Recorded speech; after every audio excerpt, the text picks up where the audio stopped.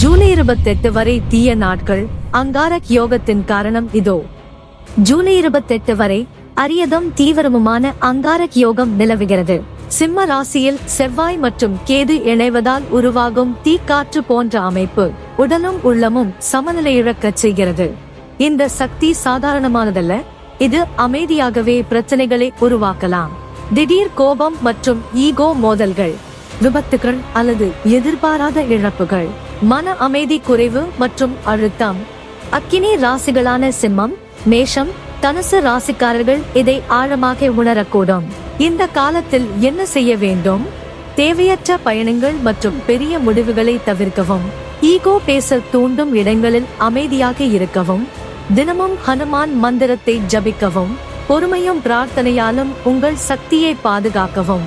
இந்த அங்காரக் யோகத்தை சமாளிக்க எங்கள் ஜோதிடர்களுடன் இணைக்கவும்.